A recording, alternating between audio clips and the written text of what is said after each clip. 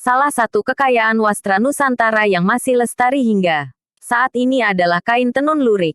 Kain tenun dengan corak berjalur-jalur. Ini telah ada di Jawa sejak lama dan tersebar di beberapa daerah, seperti Yogyakarta, Klaten, dan Solo.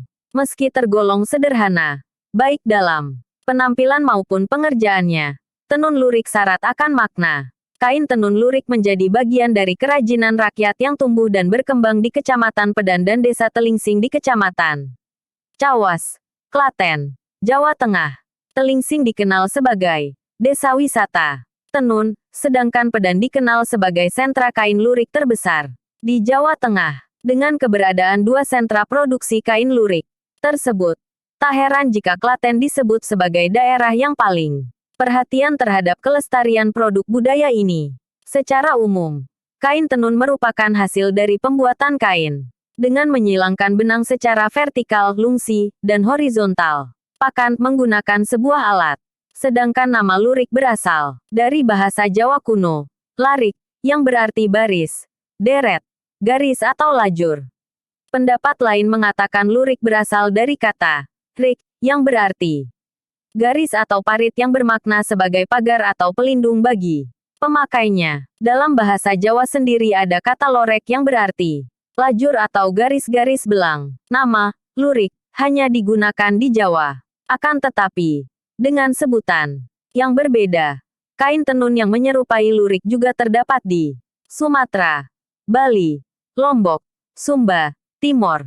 Di luar Jawa, tenun lurik sering digabung dengan teknik tenun lain, seperti ikat dan songket. Menurut catatan sejarah, kain tenun lurik telah digunakan masyarakat Jawa setidaknya sejak zaman Mataram kuno.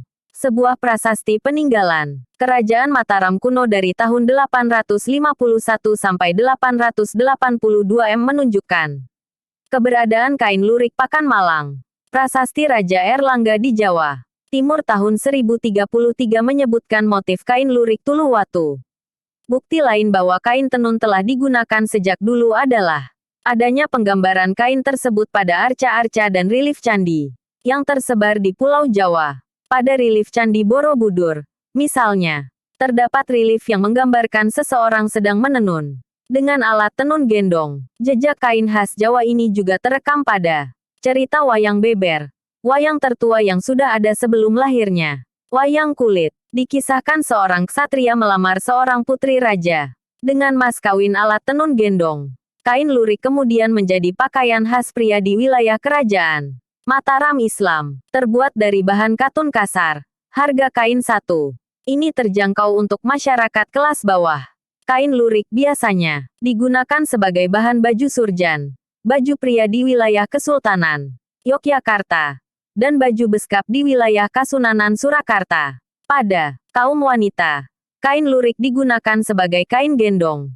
Penampakan kain lurik memang sederhana, namun seperti umumnya wastra Nusantara lainnya, kain tenun lurik syarat akan makna. Dahulu orang membuat lurik didahului dengan berbagai macam ritual, dengan maksud agar lurik yang tercipta sesuai dengan maknanya, yakni agar dapat menjadi pelindung bagi setiap pemakainya. Kain lurik memiliki 3 corak utama. Pertama, lajuran, yaitu corak lajur yang garis-garisnya membujur searah benang lungsi vertikal. Kedua, pakan malang, yaitu corak yang garis-garisnya melintang searah benang pakan horizontal. Ketiga, cacahan, yaitu gabungan antara corak lajuran dan corak pakan malang sehingga membentuk corak kotak-kotak. Dari 3 corak utama tersebut lahirlah beragam corak kain lurik, seperti liwatan, tumbar pecah, kembenan, nyampingan, kluwung, tuluwatu, kletek jarak, dan telupat. Sebagai produk budaya, setiap motif lurik yang terlahir mengandung makna. Misalnya, motif liwatan yang digunakan pada acara selamatan 7 bulanan atau mitoni mengandung harapan agar bayi yang dikandung dapat melewati masa kelahiran dengan selamat.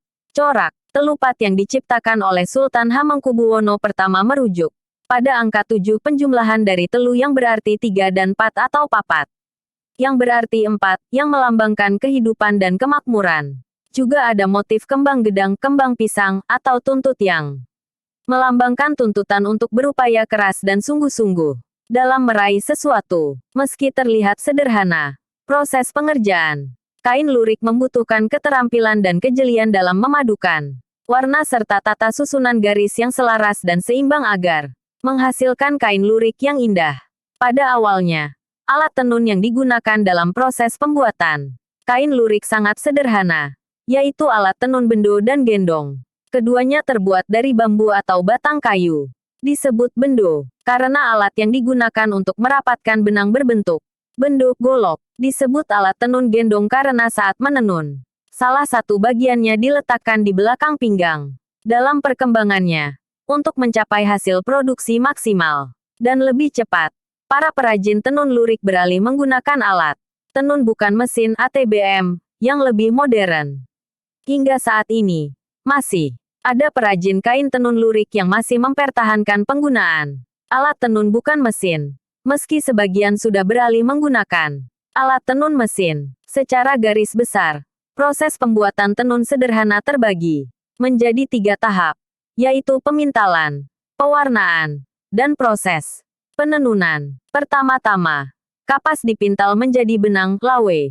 Benang tersebut kemudian disiapkan untuk menjadi benang pakan. Benang yang melintang ke arah lebar kain, dan benang lungsi, benang yang membujur ke arah panjang kain. Benang lungsi harus diberi kanji dan kemudian dikeringkan terlebih dahulu agar menjadi lebih kuat. Sebab, dalam proses menenun, benang lungsi akan mengalami tegangan dan hentakan sewaktu merapatkan benang pakan. Setelah itu, benang diberi warna, bisa menggunakan pewarna alami maupun pewarna buatan. Pembuatan pewarna alami dilakukan dengan cara tradisional, yaitu dengan merendam sumber warna yang berasal dari daun, kulit kayu, akar, biji dan lainnya dalam air selama 5 hari atau lebih. Setelah itu, benang dicelupkan larutan warna yang telah disiapkan. Namun, sebelumnya benang tersebut harus direndam terlebih dahulu dengan air larutan buah kemiri yang telah digiling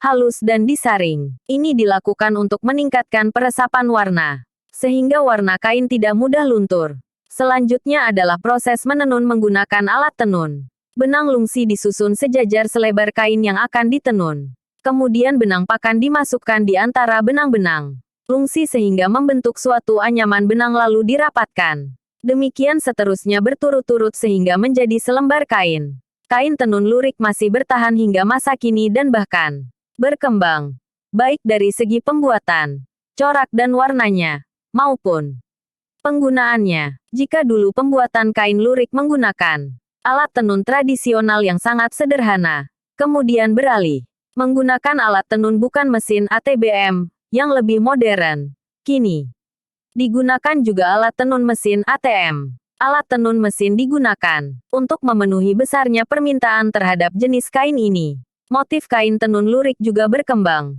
Mengikuti perkembangan mode dan busana, kain tenun lurik mengadopsi corak dan warna-warna kekinian. Penggunaannya pun meluas. Sebelumnya, masyarakat Jawa menggunakannya sebagai kain gendong, baju sehari-hari, dan pakaian dalam upacara adat. Kini, motif lurik juga dipakai untuk menambah unsur estetik pada busana. Juga digunakan pada tas, dompet, dan sepatu. Motif lurik bahkan digunakan untuk memperindah interior ruangan.